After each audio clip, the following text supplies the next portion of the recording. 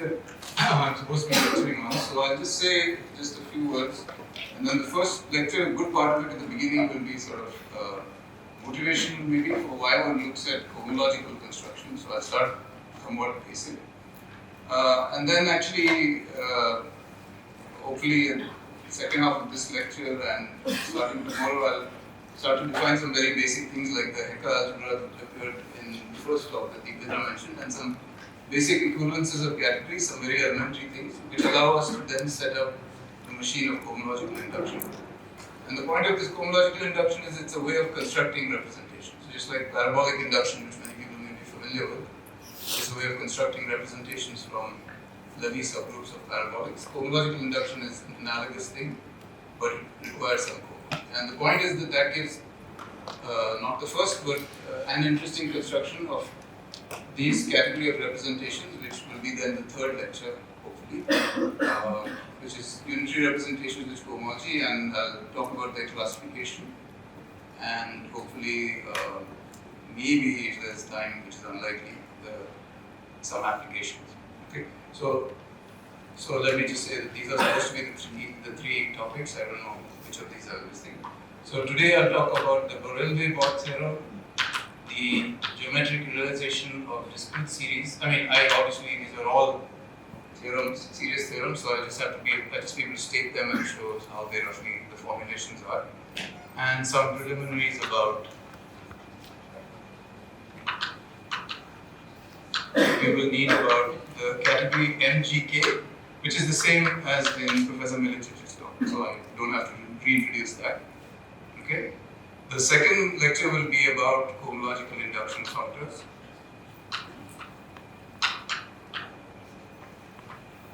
The Zuckerman and Bernstein functors and their main properties. And so here I'll go through try to go through the basic properties slowly, and then just state the main theorems, which is of course no possibility of giving ideas about proof. And then the third thing will be about unitary homological representations, classification.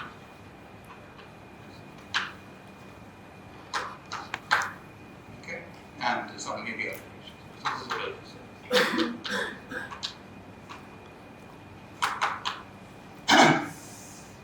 Okay, so I hope this is okay, Ragan, that I may not define Zuckerman functor in this lecture, so I may have to push it to the next. I may get it under the. I'll then tomorrow morning just say blank, and you will explain. Right. Okay, that's fine. That's fine. Okay. So why do we have this? So let's just say make some elementary undergraduate level remarks. So I mean, from the beginning, when we started to study actions of groups on finite sets or sets, typically in finite group theory, we start with that, and this gives actions of representations on spaces of functions.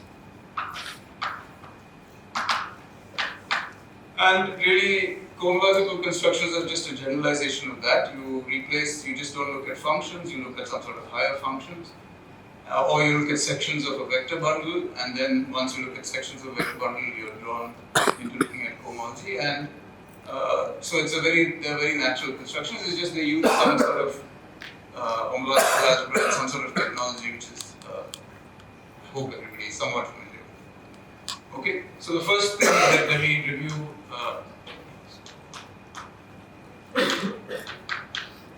the Borel-Weber theorem. I guess I didn't say what this means, but okay. So let's start with. Sorry? Yeah, it's meant to. It's meant to. So it's a notational joke which will hopefully become clear in this. Okay. So what is the situation? G. So first this situation. G is a complex reductive group. Let me assume semi-simple. So I choose a Borel subgroup and a maximal torus. So I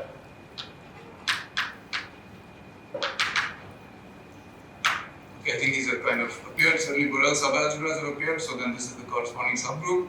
And I look at I have the flag variety G mod B, which is already appeared. Now, given any character on the torus, we have a standard way of constructing a line bundle. So let me call it L lambda. Okay, so this is vector G cross C lambda. So this is the one-dimensional space on which B acts by lambda. Yeah, so I extend this trivially on. So B is, say B is T times U. I extend it trivially on U. Okay, and and then I quotient by the relation that GB V is the same thing as E and G, B applied to V. That's the acting on the vector of the representation, right? So V inside this. So this kind of reduced bundle construction will be denoted like this and will be used again and again.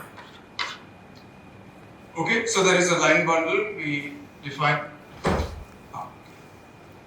Oh yeah, so we have a line bundle on H, and then if you just write down what it means to be a section of this, so the sections of, say if I have an open subset here U in G mod B, the sections of this line bundle over U are simply functions on the pre-image of U. So this, okay, so I'm speaking some algebraic geometry language, but it'll stop in a little bit. So if you're not happy with it, just wait. So these are just regular functions on pi inverse U with the property that on the right they translate, transform according to the inverse of the character. Okay, so it's clear that where B and G and all lie. Okay. So these are the sections of the line bundle over any this thing. In particular, if the sections over the whole variety would be functions, regular functions on X with this property, but regular functions on G, sorry, this is inside G, with this property, but they may not exist anymore. But this certainly has action of G by, well, functions will act by the left regular representation. So G applied to F at a point X is F of G inverse X. Okay, and so the problem is, of course, as we know, line bundles often, some line bundles don't have sections, but they always have cohomology. And this line bundle is what's called equivariant. It still has a surviving left G action, that's clear from the construction. And so its sections, or if it doesn't have sections, I mean its cohomology in every degree will have a G action. And by various standard theorems, since X is complete, these are finite dimensional spaces. Okay, not this, but the sections over X is finite dimensional space. So then so Borel-Bott theorem is the following. It says the following, this formulation. So everything is notation as above. So so I think Raghunath mentioned in the last this thing that, so we fixed B. So that means in the root system we have fixed a positive, the roots of T and G, we fixed a positive system. And then we fixed therefore also a dominant cone. And we can ask whether lambda is dominant or not. If lambda is not dominant, then, then it has a unique translate in the dominant chamber under the while group. So now I need one more piece of notation. So W is the while group. And I'm going to now say that I'm going to define the action, so twisted action of the while group. I have to, for the formulation I want to make, which is W maybe star lambda, which is W of lambda plus rho. Okay, so rho is the half sum of positive roots.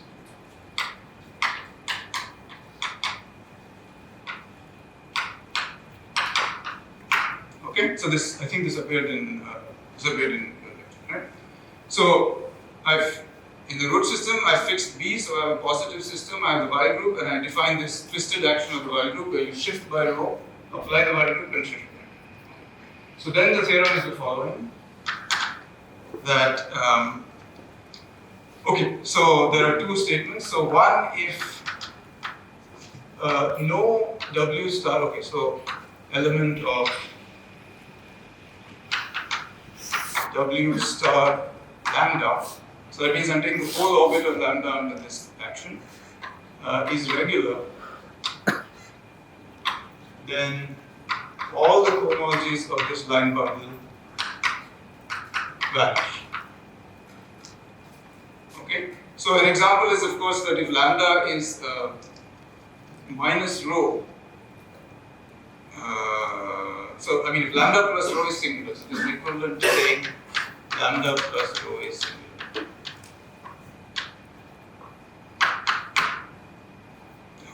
Right? And if, okay, so just let me write this as a dot because I used to writing this. This is still that action. Right? If W dot lambda is B anti-dominant, sorry, not regular, sorry, B dominant but anti-dominant actually.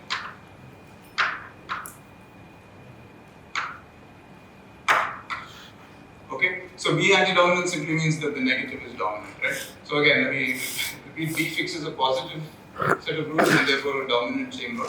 And a given lambda may or may not have a W translate which is anti-dominant. It has a W translate which is anti-dominant exactly when lambda plus rho is not singular. These are all easy facts from the definition. What is the meaning of singular? Singular, right? I mean, right lies on a right lies on a hyperplane orthogonal to a root. Line of right. Wall of the y. Yeah. So maybe I should know picture. Maybe.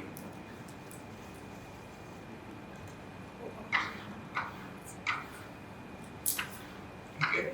So the bad weights, or not the bad weights, but is lambda plus rho is singular. So in this I've drawn B2, I guess. So in this rho is somewhere here, minus rho is somewhere here. So if I'm on these translates of the wall, if I'm on those translates of that, the original root walls, then this condition will hold and the cohomology will vanish. If in any other situation there is a unique W which makes it anti-dominant, and if BW lambda is anti-dominant, then the cohomology of this is the highest weight module with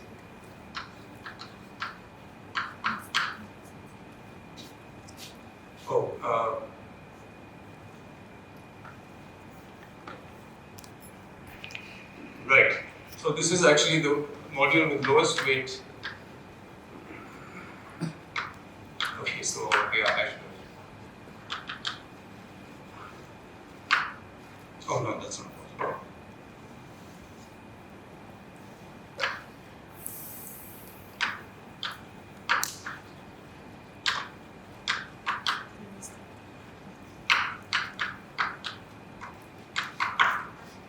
Okay, and placed in degree LW.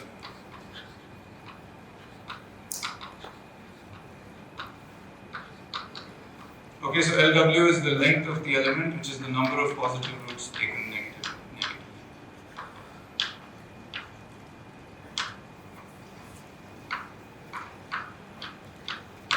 Okay, so I assume that people have some familiarity with the length of elements in y. Okay.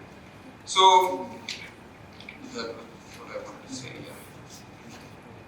Just a second, if I want to say anything more about this. So the point is that this gives a construction of the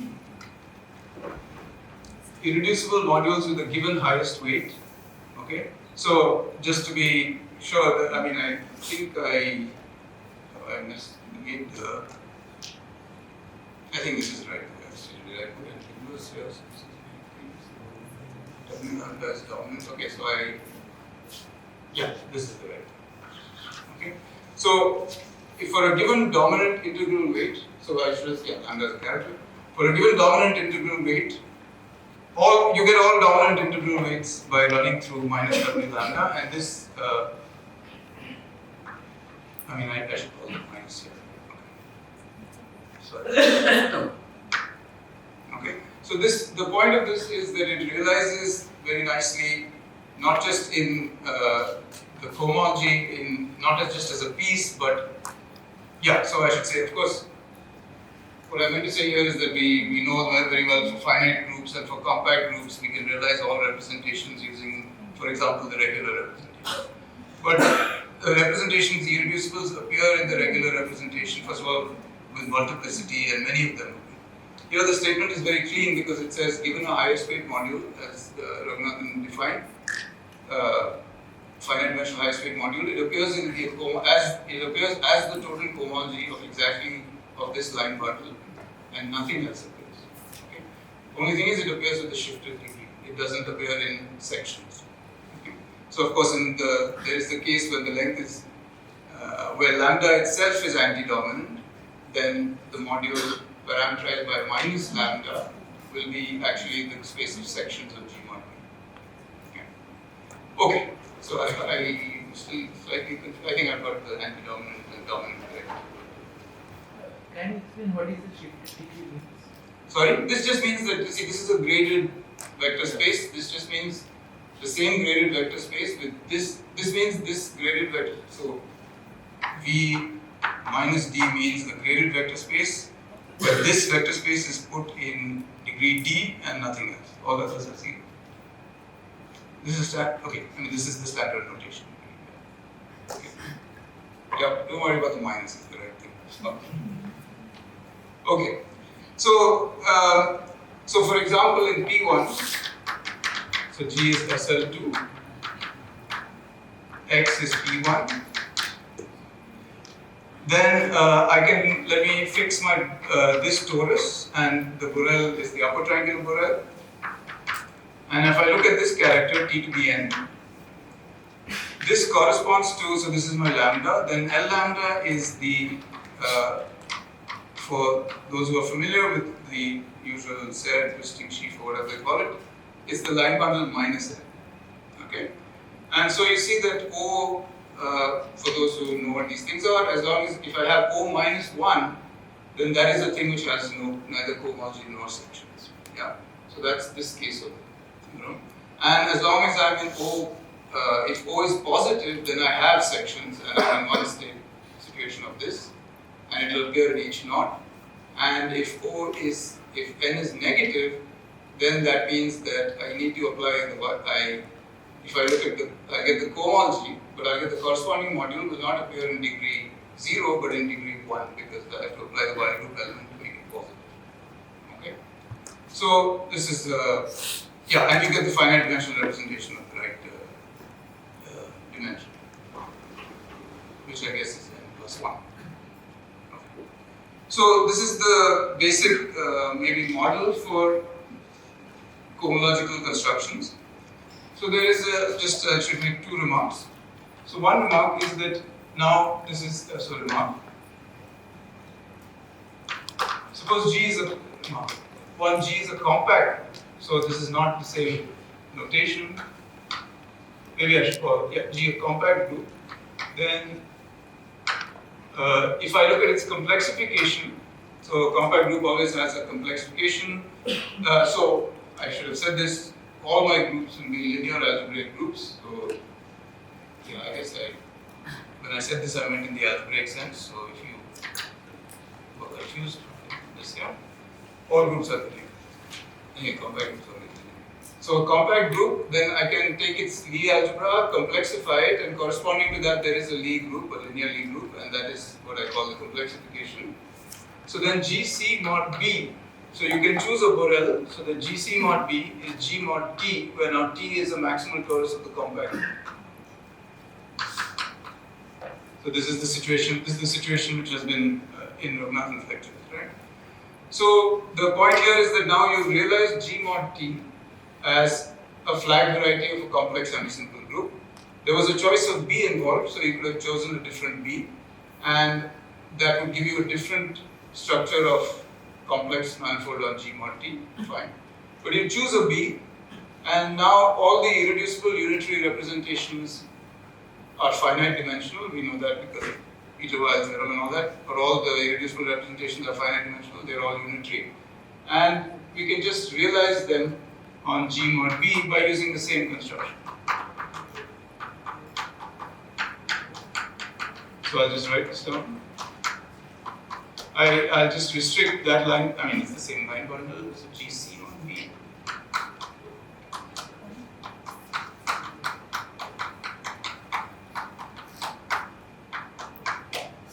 And so the theorem basically realizes all the unitary representations of a compact group in a really nice way. Okay? Okay, so that's Some lambda are creating some problem. problem in the sense that they don't give you anything. No, you can any dominant lambda you can take, that's fine. Right, any dominant lambda can be, any dominant weight can be realized like this. But then am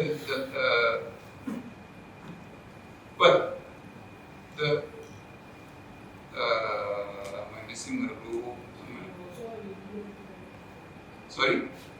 So the ones which are causing them way trouble are where lambda plus rho is singular. That never happens if lambda is in the dominant cone, for example. Right? In the closed dominant cone. So everything in the closed dominant cone is accounted for. I mean, in the usual theory, given a lambda, you assume without loss of generality that it is dominant because on lambda the y group operates, but here you have to say that. Yes, so you can apply this theorem. Yeah, the theoretical action has been brought in to state this theorem this way, and a uniform theorem for all lambdas. I could say just take lambda dominant in that sense, and then realize it by using sections of a line bundle. That's also possible. That'll follow from this theorem. In the old picture, you look at dominant one, and then other weights are W times dominant weights, and then you cannot say that if it was dominant, then it has that dual cohomology, and W translate in the usual sense will have cohomology in some other degree.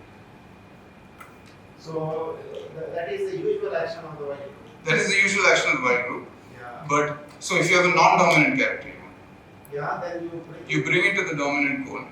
Yeah. And then okay, so you could apply this theorem either to the original character or to the what you brought to the dominant cone.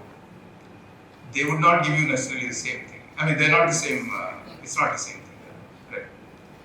But I'm saying that this accounts for everything in the dominant cone, in the closed dominant cone. So therefore, all high states are covered. Is that okay? Yes, sir. Lambda is dominant, then W becomes 0. See, if W. So you get sections, otherwise you have to put cohomology. So see, if W lambda is, so these two cases, there is either lambda plus, so there is an element of the, okay, so let's put it this way. The twisted orbit either has a B anti-dominant element or not. Okay. So see, the regular orbit always has a dominant element, but we're not doing that. The twisted orbit either has an anti-dominant element or not. If it has an anti-dominant element, it's unique, and we're in this second situation, and this theorem applies. If it doesn't, then actually the cohomology vanishes. Okay? And the second remark is that by doing, you do get all possible modules. Yeah, maybe this is not the best way to state it. The point of stating, okay, okay, so second thing is that you can play the same game with constructions on any, you can look at G mod P. P is a parabolic subgroup, and any representation of the levy. And you can construct the bundle, and you can construct, say, let's say B, and you can look at these things. And the point is that in the compact case, what's relevant here is that you don't get anything new. You get the same modules again. Okay? So really there is only one family, so to speak. Okay. Now, sorry? What is what? L is the levy subgroup, so P is L, let's say levy of. so I should say I inflate it to P, and then I make this construction just like I made here, and I get a vector bundle. And if this is an irreducible representation of L, and then I can produce these modules, but I get the same modules as I would get from G mod T, or G mod P here. So there's a slight conflict in the notation here and here, but okay. So I was going to spend no chance of that. A few minutes on the proof of this. So there are of course many proofs of Borel-Gay-Bott. Maybe the nicest proof, NairTIFR, is there is a nice proof using the Schubert, Bruha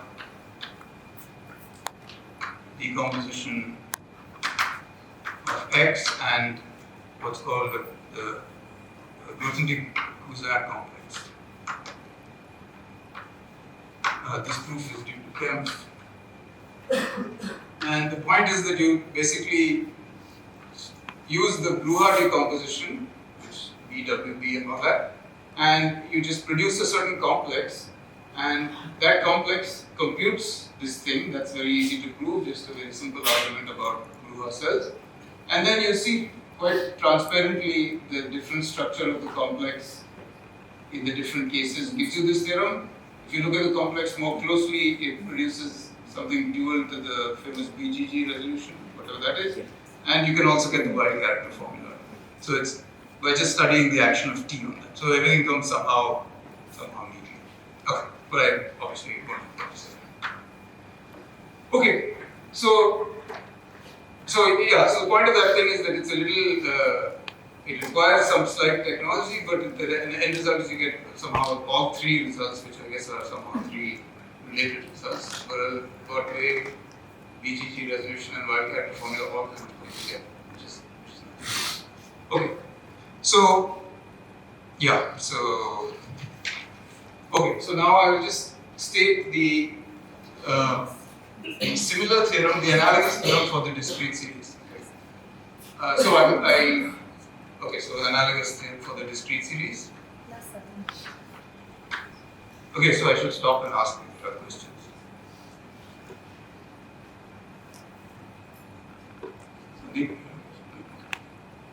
Okay, so yeah.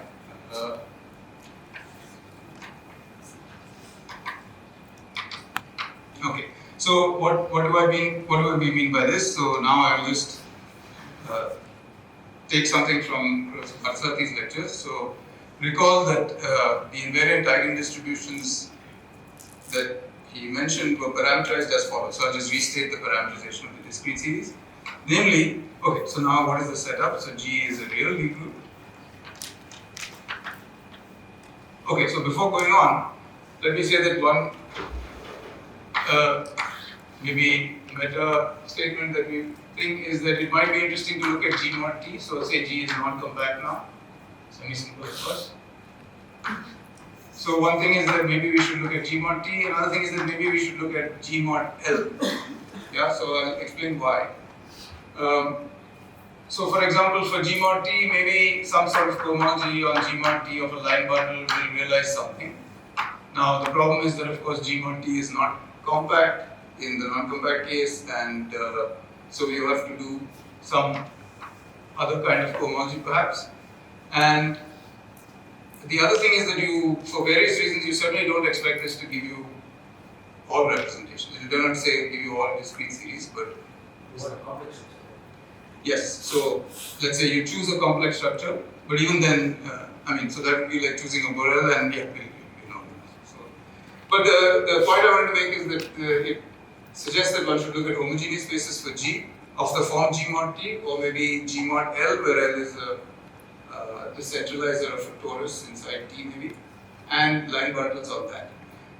So there's one interesting point, just a trivial point, that a non-compact group does have one unitary representation, which is the trivial representation. So if you want to realize the trivial representation, also obviously you can do it on G mod G, but that suggests that you should look at things between G mod T and G mod G. Okay, that's where this solution comes. But okay, so let me just state what the assumptions are. So they are allowed to the real discrete series. So G is a real Lie group and K is maximum compact. Okay, so I'll assume that the condition for discrete series holds. So assume that there exists a compact maximum twice. Okay, so this is semi-simple real, I know what, semi-simple connected, all that. I'll assume that there is a maximum compact torus T contained inside K. Okay, so then the big theorem of Harshchandra is more or less that the discrete series are parameterized by this set. Okay, so I take rho is fix a B, doesn't matter which one, of sum of positive roots with respect to T. With that, you take rho plus the character lattice of T and the regular part of that, and then you go modulo the while group of K. So K is again a reductive group, there's a while group of T and K, and this acts on this whole thing. Okay, so this parameterizes the discrete.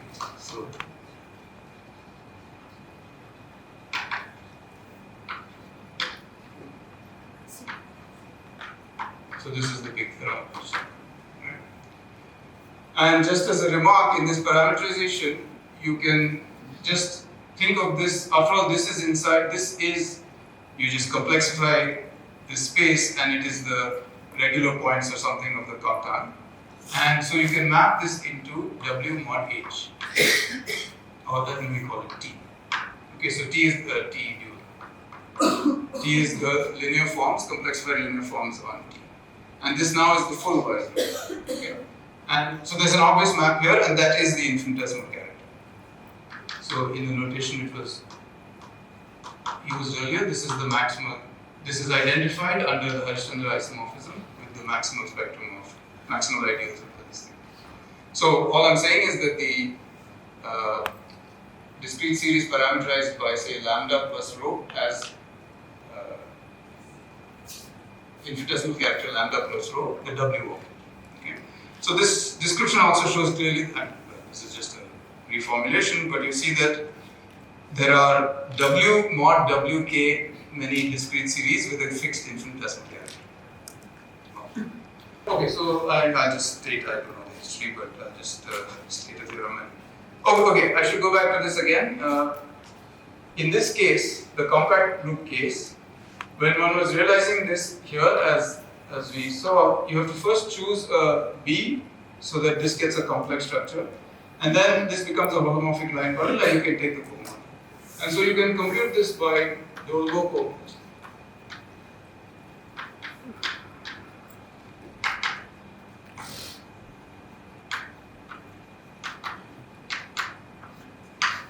Okay, so maybe I'll just say briefly what that means is you just look at the smooth forms of,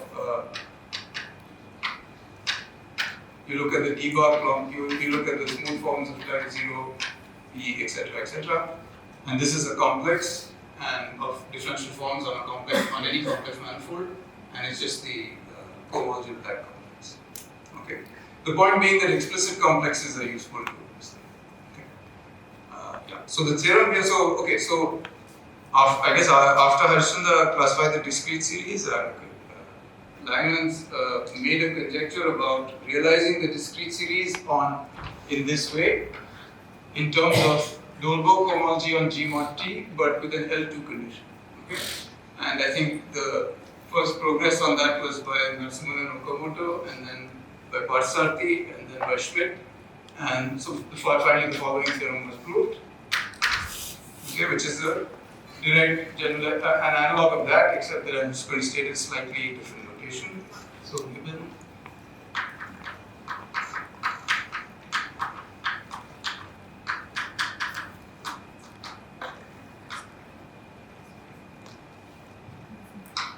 okay, so you form the line bundle as before. So G crossed over T with C lambda. Okay, so the assumptions are all those assumptions, obviously.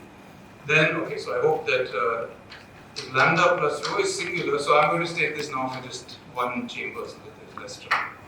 If lambda plus rho is singular, then, okay, so I'll write this down and then explain what this is.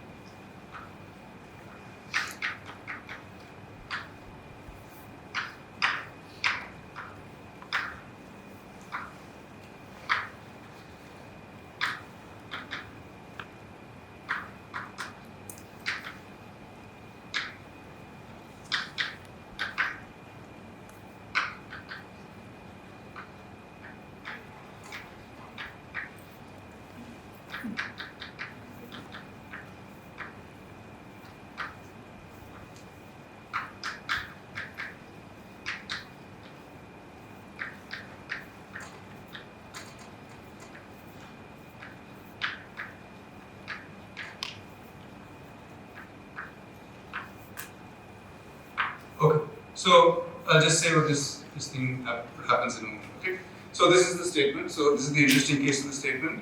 Okay, so this is very straightforward. Right? So, okay, so the it says that the L2 d bar homology. So the point, what is the point now? Point is now G mod T is a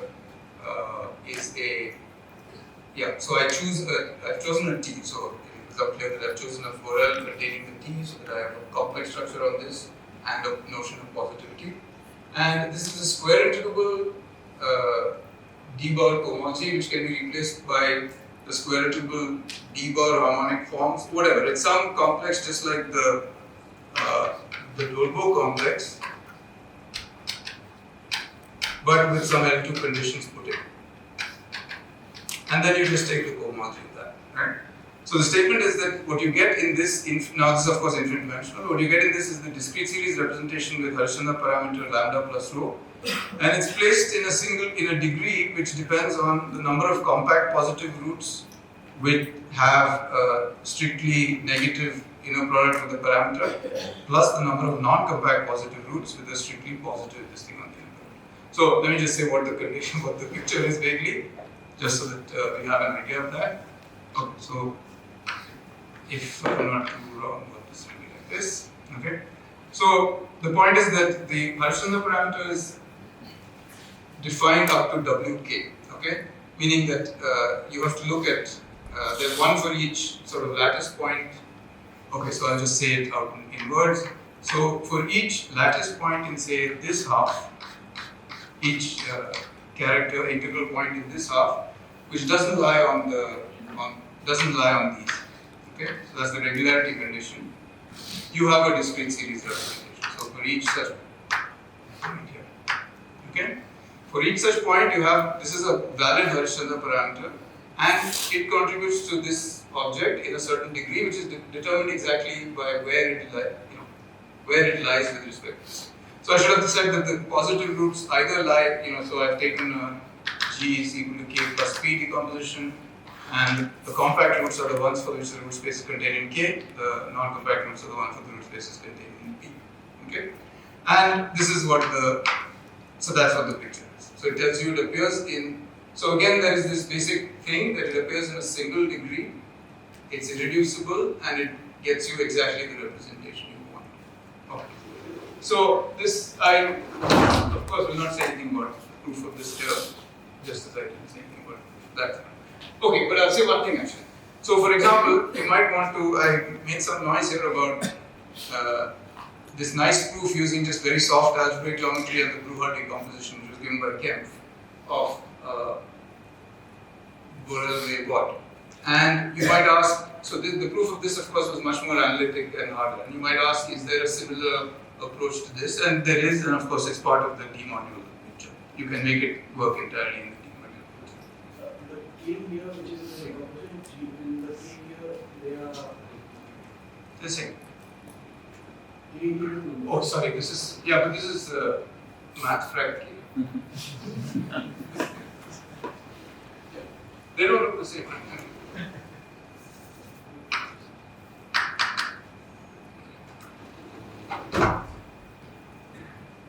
Yeah, German Gothic or Fraktur or math frac. Nowadays, this is What is this K? This is an integer, right? So for every, okay, so I have a Harshanda parameter. For each compact root, I test if it has positive or negative inner product with alpha, with that compact root, right? And then similarly, I test for the non-compact roots. But now I'm asking for positivity, and just add them up, it's an integer. And that is the degree in which this goes. Okay. Oh, sorry, this one. This is the Cartan decomposition, but this K is the Lie algebra of the K that I've fixed, right? Oh, yeah, that's right. Okay, so actually it's a good exercise to translate this into something about while loop length. Okay, it's not immediate, so you have to know a little bit about while loops, right? Okay, So, right. So again, but this now, as we know, I guess we already know that. Okay, so I guess I won't be doing most of it. Okay, so let me just make some remarks. Okay, so this is I think this film was closed around 1975 or 76 or something like that. Okay, just so very soon, or soon after, if I'm not wrong, there was a construction of a family. So Parsate constructed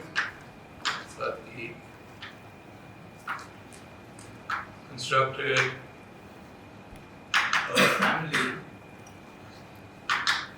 of representation. So representation of probably GK modules. So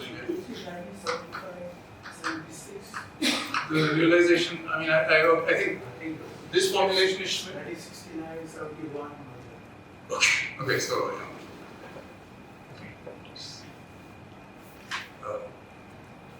No, I think just maybe a year late.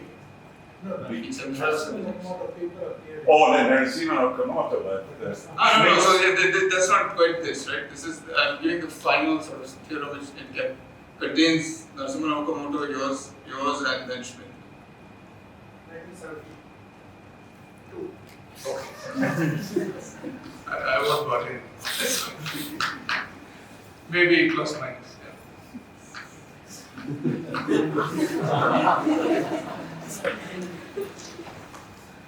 Okay, but later, okay, so you can correct me, but maybe 1978, 77, 76. I mean, one of the points you did not make, or you made, that if Rankin and G mod T Mm-hmm. had a complex structure. I said it in passing that you can choose a Borel, and you have to choose a Borel because anyway I had to choose it to make talk to say about this thing. But yeah, so one has to choose a Borel, and then G mod K sits inside GC mod B for a suitable choice of Borel. Okay, any Borel C mod between. BC. It's a complex. Yeah, B is a complex thing. Yeah, so okay, GC mod BC sits as an open domain inside GC mod BC, and that gives you the complex structure on this guy and the line model. So you can talk about D bar, etc., etc. Yeah. So yeah.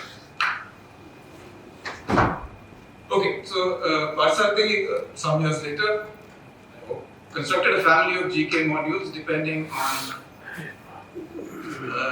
starting from a theta notion which I will define next time, I guess. Parabolic subalgebra. So this is the point is that this is a completely elementary notion, and the fact that so Q, I'll define this what this is next time. Okay. And plus a character, unitary character, let's say.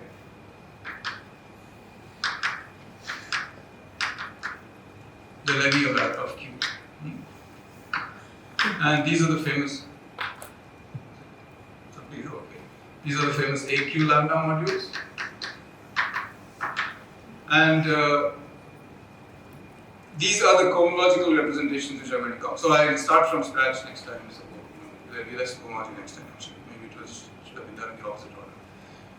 And these, so the point being that, and later, hopefully in the third lecture, I'll at least explain and sketch how these are all the representations which, at least at present, are involved in the description of the cohomology of arithmetic groups. Yeah. Certainly for automorphic forms at the present moment, these and some closely related representations are the most important Archimedean representations. Yeah. And I gave the club came from TTIFR. Everyone said that it's a no such parabolic. Please, Okay. Okay. real parabolic. Okay. Yeah, that's the point. So I'll just say I'll give a definition next time. But the point is that they are very far from real parabolic subalgebras. They're placed sort of very opposite to they're most non-real in some sense, right? So G after all has a real structure, and you could ask that this is a real parabolic subalgebra, but these are actually kind of at the opposite extreme. Okay. So I have this thing. Okay, then around the same time, maybe 1978 or so. Okay, I remember getting this. So Zuckerman gave another construction, gave another construction, and in fact he constructed a functor using a functor.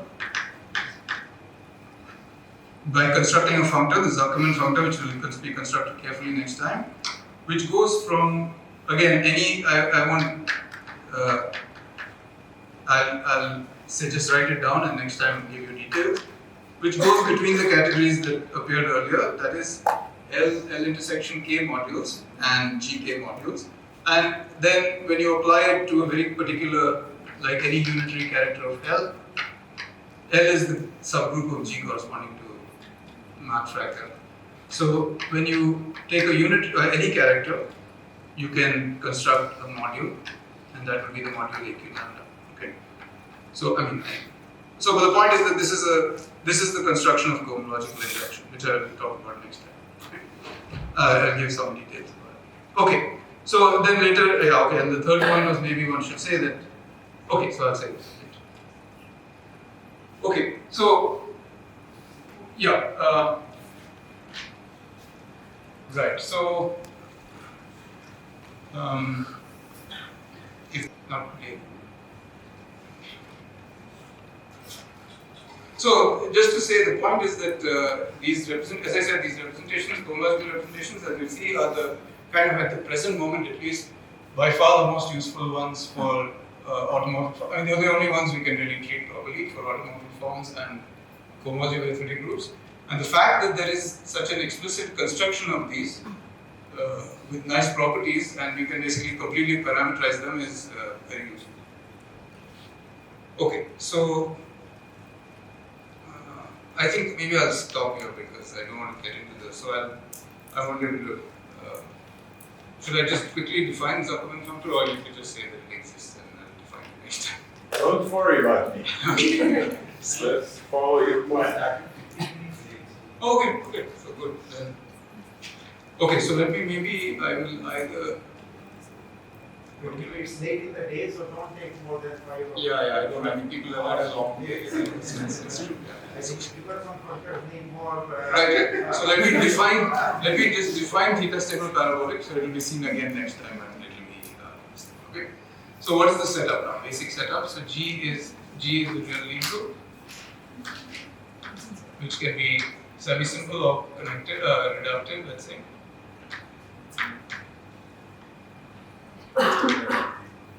For those who don't want to think abstractly, one can just take a closed subgroup of GL and R stable under transpose, and that is a good definition of close connected. That is a good definition of reductive group, which will be enough for our purposes. Or the real points of an algebraic group, which is G is connected and reductive. Okay, except that's okay. So that need not be connected, but okay. So then we have the real Lie algebra, and we have the complexification.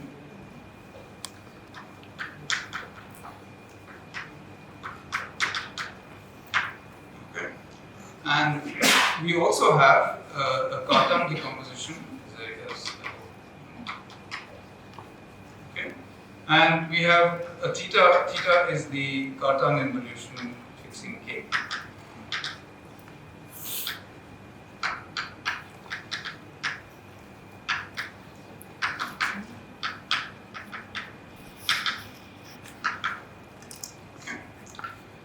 So the definition, theta stable parabolic subalgebra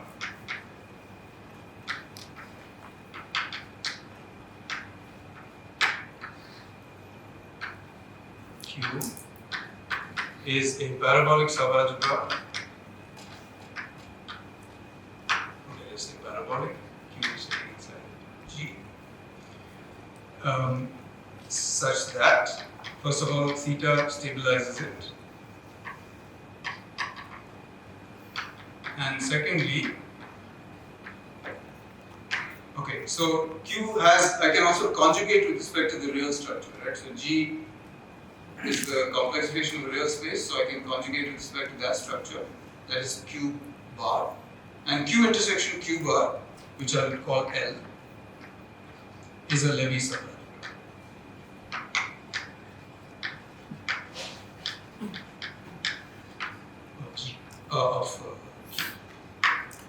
Okay. So this, so so this can never be a real subalgebra, because a real subalgebra will not be, a real Levy will not be theta stable. And obviously this condition will also fail. Okay, and then I'll state one lemma which I didn't really need to state but first. So just to give you, maybe as we use an exercise where these kind of condition, where this condition comes from, why does one bother with this? There's the following elementary lemma, and then I'll stop with that. G homogeneous complex structures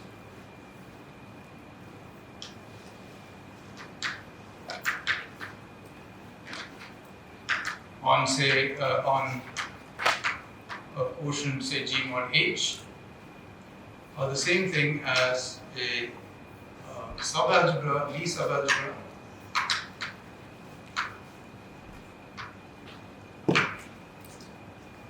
Q. This is not necessarily this yet, anyway, such that Q intersected Q bar is equal to H is equal to H, which is the Lie algebra H. This is an abstract lemma, it has nothing to do with cartons and that kind of thing. And I guess the obvious condition is that add H preserves Q. Okay, so if I have written all the conditions down, it's correct. Okay, so what is the point of this? The point is that so it's just like in this situation where if we have G modulo certain subgroup L, giving a complex structure to this, which is sort of clearly related to what we want to do, is essentially like giving a theta stable parabolic with Levy L. Okay? At least if L is a Levy subgroup of GC. Okay. So the point of this is that these kind of things really parameterize the complex structures on things like G mod L. And what one is supposed to think is that parameterizing. Okay, so one can change perspective here and change the, here I fixed the Borel, but one can also change the Borel, and then things will change around a bit, but somehow the complex structures containing on this thing are in bijection with the Borels you could choose here, and that is what gives you different discrete series representations. So the idea is that because of this, so I think one direction is obvious, the other direction maybe requires one small use of the theorem. Okay? So this is the basic definition, and I'll give examples next time, but maybe I'll give one example now and end it with that.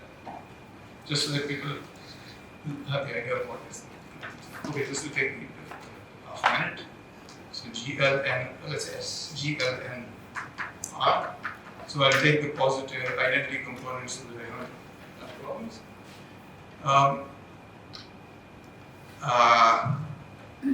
There exists, okay, so this is maybe an exercise or discussion thing.